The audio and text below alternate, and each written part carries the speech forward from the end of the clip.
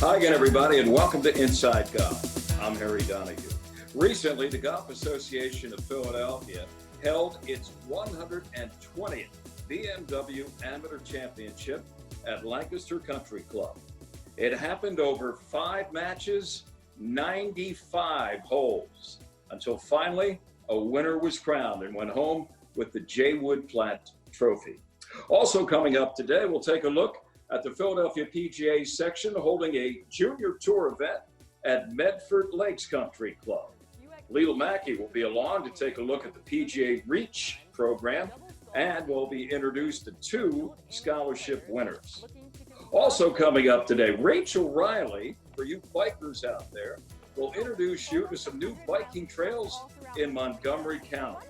And our Teed Off panel recalls their first introduction to the game of golf. It's all coming up next, right here on Inside Golf. Inside Golf is presented by Destination Montco Golf. 54 courses, 300,000 yards. Check them out at montcogolf.com. By the First Tee of Philadelphia. The First Tee helps young men and women become better golfers, but most important, better people. Get involved. Visit thefirstteephiladelphia.org. By the Golf Association of Philadelphia, GAP, celebrating amateur golf since 1897.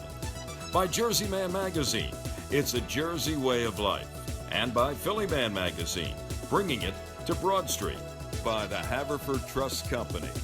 Quality is in our DNA. And by Inside Golf's partner since 1998, the Philadelphia Section PGA, experts in the game and business of golf. Take time to thank your local PGA golf professional. Golf has always provided the health benefits of fresh air, focus, and fun. Now let's apply social distancing to the game we love. Stay home if sick and always stay 6 feet apart and avoid large gatherings on the course. Try thumbs ups or fist pumps, not handshakes or fist bumps. When in doubt, just don't touch and wash your hands. Mark your ball clearly and wear a cloth facial covering when taking a lesson. Finally, respect your fellow golfers and let's be grateful for every swing.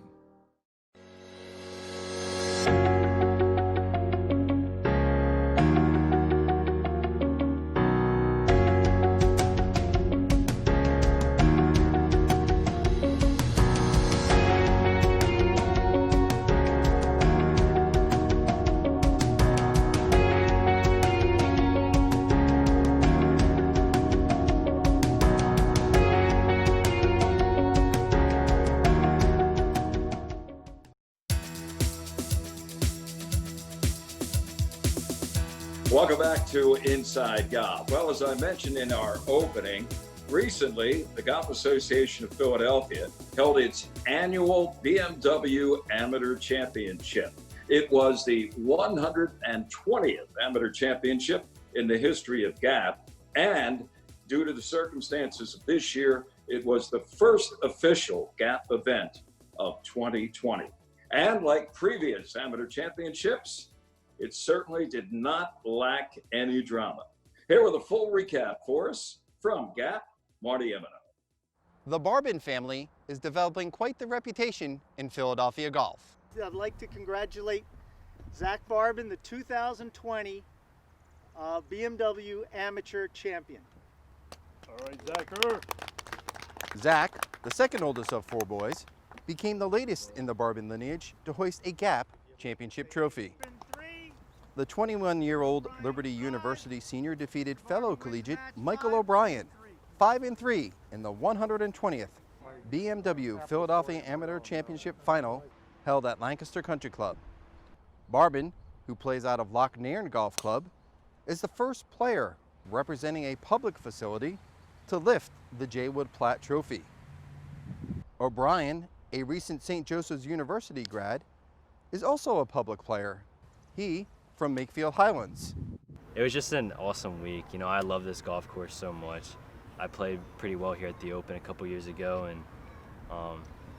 and to play against somebody that's really good like Michael O'Brien, and you know, he played fantastic, and it was, you know, definitely an honor to beat the players that I beat this week. I played against some really good players this week, and to come out on top was definitely an honor. O'Brien is heading to Florida Gulf Coast University in the fall with one more year of collegiate eligibility. After the morning 18, Barbin led O'Brien one up in a match that saw only 3 of the first 18 holes halved. The two players exchanged birdies on the 19th hole before Barbin blitzed O'Brien by winning 5 of the next 8. It was a scintillating stretch of play from the soft-spoken Barbin. He knocked wedge after wedge tight. Having an advantage of being one up going into the second 18 is definitely a help, especially on a golf course like this. Pars a lot of times can win the hole, so I was really trying to play smart and play conservative. And but on the first couple holes, there's I have a wedge in if I hit a good drive, and I know when I have a wedge out here, those are the birdie holes I can take advantage of. So I was trying to make birdies on the first. I was trying to get ahead in the first 4 holes, and I was trying to play really aggressive, especially with those pin locations. So I guess I just was really just feeling it with the wedge, and it really helped to have. I had pretty much like 6 feet, I think, within 6 feet on 1, 3, and 4. My approach was to play aggressive on the first couple holes, because if you get a lead out here, I think it's hard to come back from. Barbin was 6 up with 9 holes to play. He eventually was dormy, and dormy is a good thing, when he moved 6 up with 6 to play. When O'Brien represented his alma mater's creed well, the hawk will never die. On these greens, a lot of other courses, it would be easy to give up, but it's just so easy to make 5, 6, 7s on this course. They just got to keep plugging along, because, he got hot for a little bit, but you never know when that's going to happen to you. O'Brien took holes 31 and 32, that's 13 and 14, with sublime birdies. On these greens, a lot of other courses, it would be easy to give up, but it's just so easy to make 5, 6, 7s on this course. They just got to keep plugging along, because, he got hot for a little bit, but you never know when that's going to happen to you. Sure. I almost got it rolling. I thought that last shot into 15 was going to be pretty close, but it didn't work out. But On number 15, Barbin did what he did all week. He found the fairway and put his approach in a good position on the green. O'Brien's second shot carried long, and on Lancaster's slick putting surfaces, had no chance. His 50-foot birdie attempt stopped in the fairway. Barbin needed only to 3-putt his 15-footer for the win. Instead, he deftly navigated the treacherous left-to-right curler into the bottom of the cup. In relation to par, Barbin, with the usual match play concessions, played the last 15 holes in 4 under. I just figured the higher I play it, the better chance I have of stopping it by the hole. So I was not trying to make that putt. I was trying to make par. I was trying to lag it up there. And it was just one of those things, it's just in the moment, things go the right way, I guess, yeah. Believe it or not, this was GAP's first tournament of the year due to the COVID-19 pandemic. There were many procedures and protocols put in place to make sure competitors, staff, and executive committee all stayed safe. Barbin's older brother, Andrew, is the golf professional at Chesapeake Bay Golf Club in Maryland. His youngest brother, Evan, 16, is a rising junior standout. Zach, though, will be the one holding court at home, at least for the time being. Major bragging rights over the brothers. Oh yeah, this is a bigger one.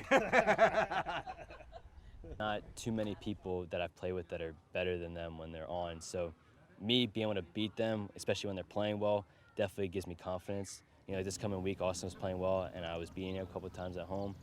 And just little stuff like that, it seems like harmless and seems innocent, but at the end of the day, when we practice, we play like a tournament, and we grind on every single shot, every single hole.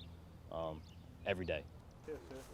Congratulations to Zach Barbin on winning the 120th BMW Philadelphia Amateur.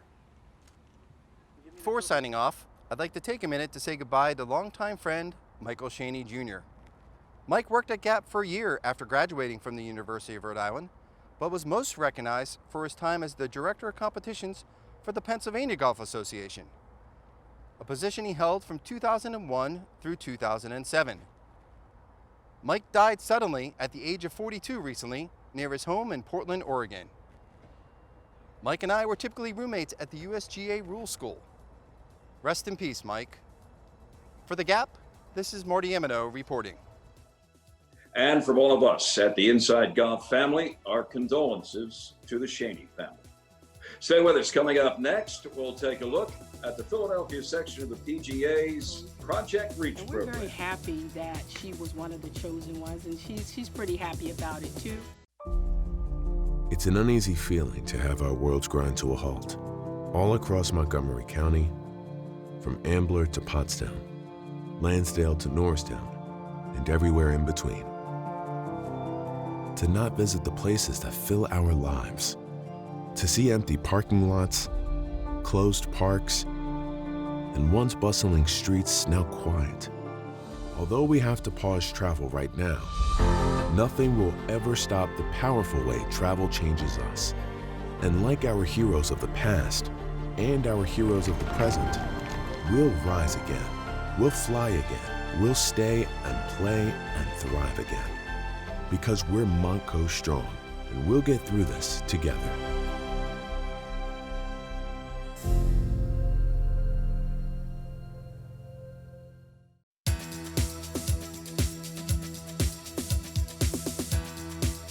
Welcome back to Inside Golf. The Philadelphia section of the PGA of America has reset its PGA Junior Tour event season. Here's Leela Mackey.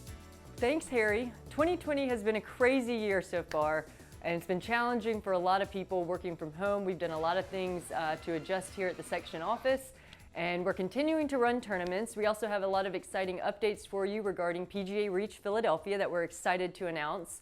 But first, we want to take you to our Philadelphia Junior Tour and an event at Medford Lakes. And we want to talk to you about our Diversity Scholarship Program. The scholarship program is funded through PGA Reach Philadelphia. Our mission is to impact lives through golf. And through this program, we would like to provide kids from diverse backgrounds, whether that's financially diverse backgrounds or minorities, whatever it may be, the opportunity to play on our Philadelphia Junior Tour.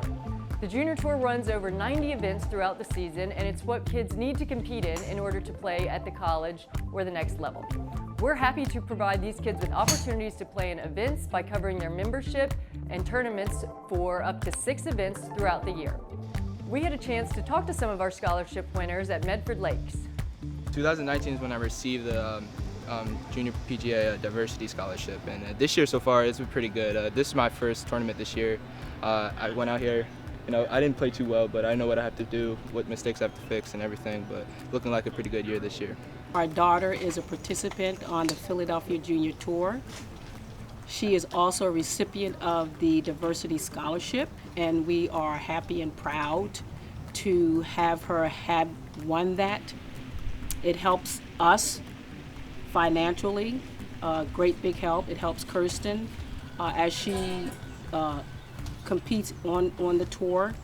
It gives her a lot of experience, exposure, and we're very happy that she was one of the chosen ones, and she's pretty happy about it too.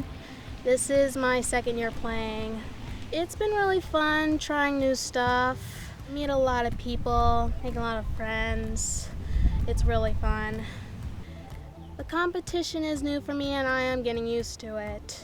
We're just proud parents, happy parents that our daughter could pick up a sport, a lifetime sport, not just on the golf course, but in life as well. Golf's been in my life my whole life. I love it. Gets me out of bed every day.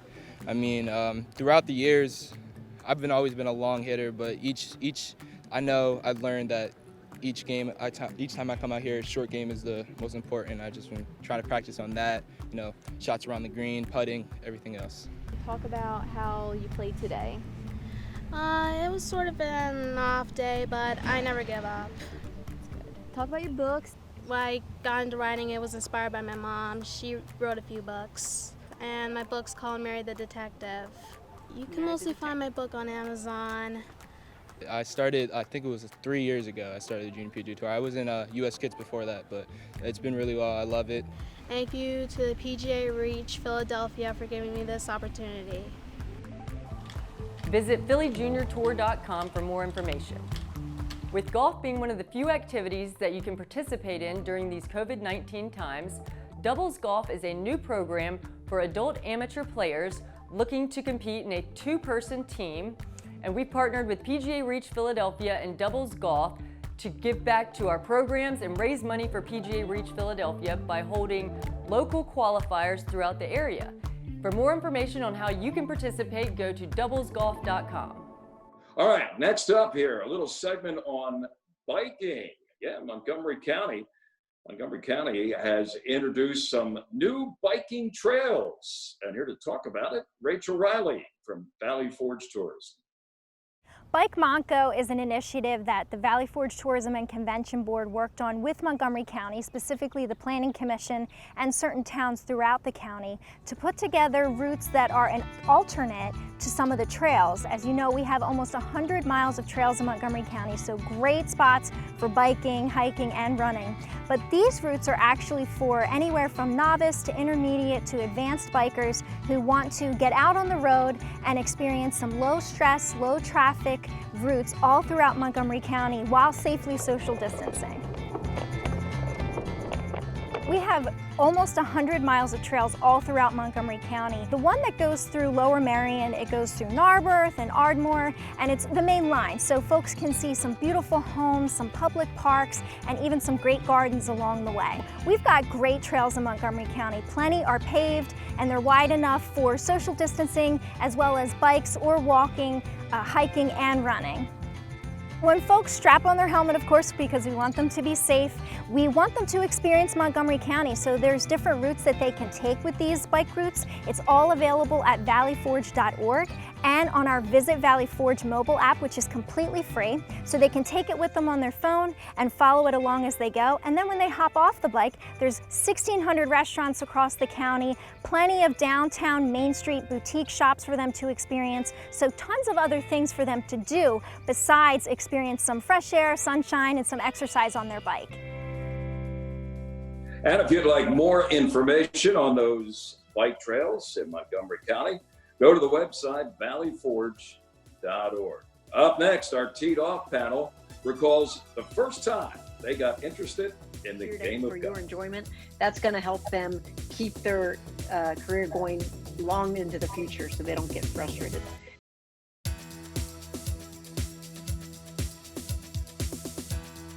Welcome back. Inside Golf Now continues with our Teed Off panel. We do it every week. We pick a topic, and then our panel tees off on it. Joining us today, Matt Fry, Director of Communications, Philadelphia Section, PGA of America. Thanks for coming back and joining us today, Matt. Thanks for having me again, Harry. Quinn Spitzer is the president of the Golf Association of Philadelphia, regular contributor here to Teed Off on Inside Golf. How are you doing today, Quinn? I'm doing great, Harry. Good to see you again. Good to see you. And Joe Logan, he's always available for us. Joe, of course, is the man behind myphillygolf.com. Been there for years and has been a constant, as I said, contributor to Inside Golf. Joe, let me begin with you on this one. A lot of people don't always start playing the game when they're 8, 9, 10 years old. Some don't get a golf club in their hand until they're in their 20s. Some even go a little bit farther down the line into their 60s before they want to take up the game of golf, men or women. What would be the best advice that you could give someone who at a latter stage maybe in their life is all of a sudden got an interest in playing the game of golf? It would be to go into the game with zest and enthusiasm, but also go into it with reasonable expectations, because I see too many people who want to take up the game. They see it, it looks like fun, and they do take it up, and they very quickly find out this is hard. This is not, I was a great athlete in another sport, but it's not translating, and they want to get good quickly. And as we all know, there are no shortcuts. There's no way around just working at it. And so a lot of these people get very frustrated in a hurry and quit the game before they ever really get a chance to get good and have fun. So that's what I would say. Don't expect to be great right away. Yeah, that's a perfect answer. I mean, Quinn, patience, no matter at what stage in your golf career you are, is a key element, especially though for somebody who is playing the game for the first time. Anything you can add to what Joe just said? Yeah, I have two things to say about that. The first is that the very first thing a person should really consider doing is taking lessons. Most people want to race out to the golf course and enjoy the game as it's typically played. But bad habits are really hard to unlearn. And the idea of getting a few good lessons very early on to give you some sense of the things you ought to be doing, that's really key. And the second thing is young golfers or beginning golfers don't play enough of the formats that make golf fun, but not as damaging as it can be to the psyche as a normal round. So playing things like scrambles and shambles, where you have an opportunity to hit some balls, hit some great shots, but you're not necessarily brutalized at the very early stages of your attempt to go and play the game, is going to make it a lot more fun for you. Yeah, that's good advice too. Matt, I know you spend most of your time at a high level with golf professionals. They get frustrated too, but how about you? How about a young, we've been talking mainly about older people in their 40s, 50s, 60s, starting to play the game for the first time.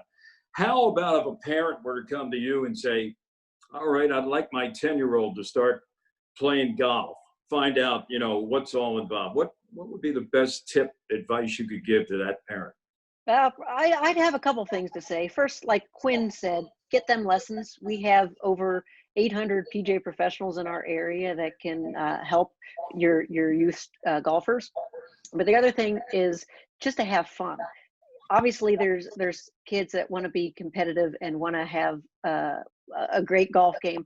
But if you drill in that this is a game, this is here for your enjoyment, that's going to help them keep their career going long into the future so they don't get frustrated. And third, see as many golf courses as you can. We have so many great golf courses, public and private, in the area, and that can really help hone their game so they're not playing the exact same course every single day. Good advice there. I was fortunate enough to have my father introduce me to the game at a relatively young age. Not everybody is as fortunate, but somewhere along the line, it seems, Quinn, somebody plays the role of mentor. And I'm just curious, in your case, whether it was a relative, your father, somebody else, an uncle, or a stranger who you happened to come upon when you were getting interested in the game. Is there one or two people that really helped you get involved and get to appreciate what the game of golf was all about? Well, the person that's probably had the biggest impact on my golf game is Jack Connolly, the former president of the PGA of America. Jack's become a very close friend.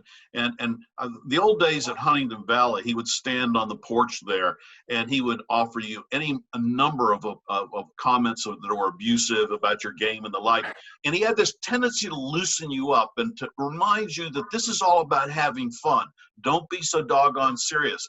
And by the way, he's just a tremendous golf coach as well. So I would say somebody who really made the game fun for me and did an awful lot to help me actually improve my game to that extent was Jack Connolly. How about you, Joe? I was going to say something follow what Matt said, and that is I've asked teaching pros this very same question. What do you do with little kids like that? And the answer that I've gotten on more than one or two occasions is let them play, but let them hit the ball and have fun. Don't try to overcoach them. If they're too young and they're too young to really, learn the game like hardcore lessons, let them hit the ball and have fun until they get to a slightly older age when they are more teachable. They can absorb it and, don't make it a chore for them right away. Matt, in the final 30, 45 seconds here, Joe touched on a good thing. Let them have fun. Today, it seems like fun isn't part, no matter what sport you're talking about. There's a lot of parental pressure on kids. Helicopter parents, whether it's baseball, football, basketball. It wasn't that way when I was growing up. You're a little younger than I am. How do we prevent that when it comes to golf? Everybody wants their kid to succeed, but they also have to learn how to fail once in a while. You know what I mean? Absolutely. Yeah. I've seen that firsthand. It's honestly, it's a little horrifying to see parents overcoach or or force kids to practice, because eventually it's just not going to be fun anymore. So my best piece of advice is just to let them make friends on the golf course. And if it's a safe environment, let them go out and play by themselves. They can learn a lot playing by themselves or just with their friends, and have a good time that way. Patience, fun, 2 key words, regardless of how old you are, when you want to learn how to play the game of golf. Gentlemen, thank you. And we'll be back. Inside Golf continues in just a moment.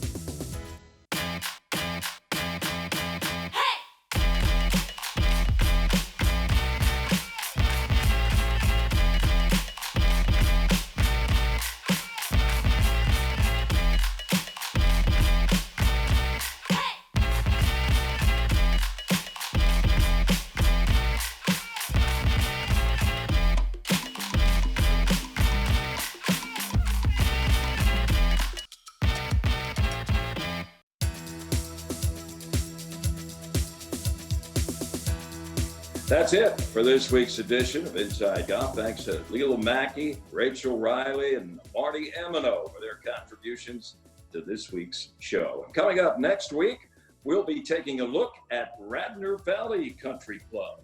See what's going on at Radnor Valley. I'm Harry Donahue. Remember, no matter how bad it's going for you out there, don't pick up. And we'll see you next time on Inside Golf. Inside Golf is presented by Destination Montco Golf. 54 courses, 300,000 yards. Check them out at montcogolf.com. By the First Tee of Philadelphia.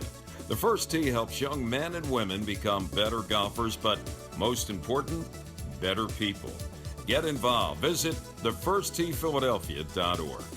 By the Golf Association of Philadelphia. GAP, celebrating amateur golf since 1897.